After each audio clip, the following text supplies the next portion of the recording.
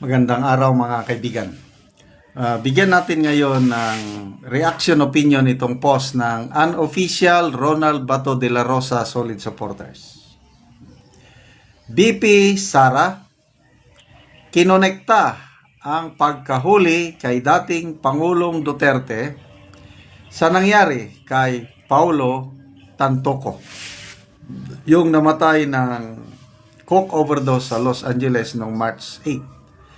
Naniniwala si Vice President Sara Duterte na ginawang panangga ng mga Marcos ang paghuli kay dating Pangulong Rodrigo Duterte sa umano'y kinakaharap na kaso ni First Lady Lisa Marcos sa Estados Unidos.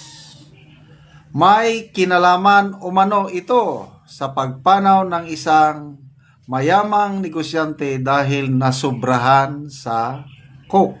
Okay. So ito yung exact word ng Vice Presidente. Tapos, noong nagkaroon ng malaking krimen sa Estados Unidos at merong namatay dahil sa coke overdose at nakita from the police report ay nandun ang pangalan ng First Lady Lisa Marcos na isa sa mga tao sa loob ng kwarto kung saan ang tao ay nag-overdose ng coke sa hotel room at maraming nakitang white powder substance na sinabi sa police report ay suspected coke, ay bigla na lang kinuha si Pangulong Duterte. So, ano ang masasabi nyo dito? Ang Vice Presidente nang nagsalita tungkol niyan, ano? Tignan natin na mayroong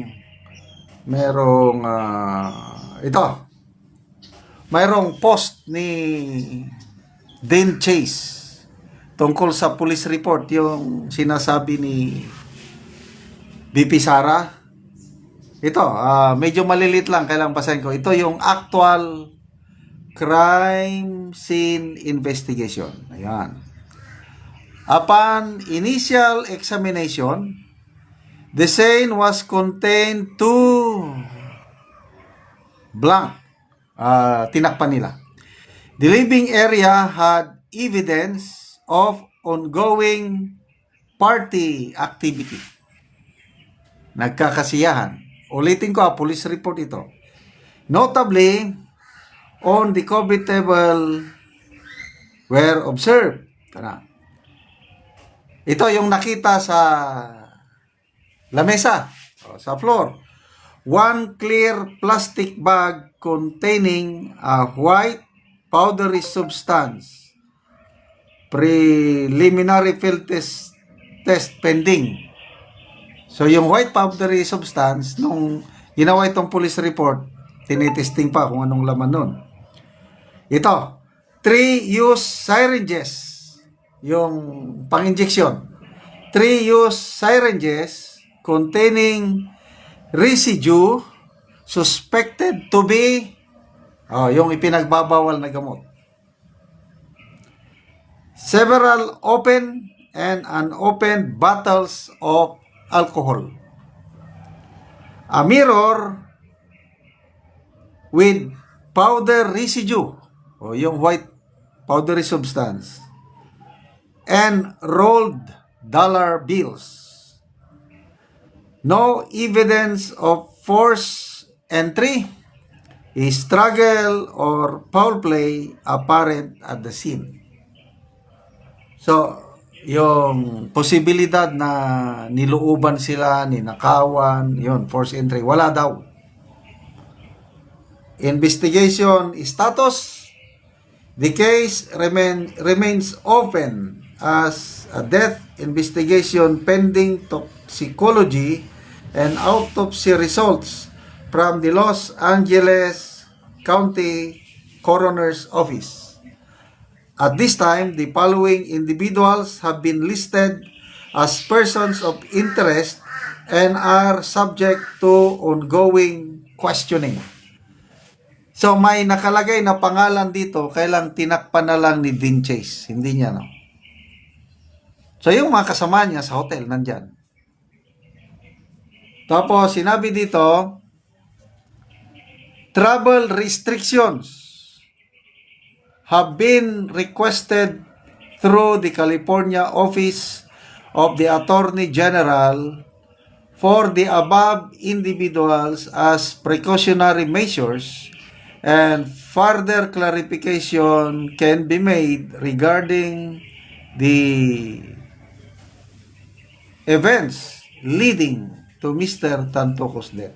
Kaya nung una, may mga kasamahan ni late Tantoco na hindi nakabiyahe kaagad.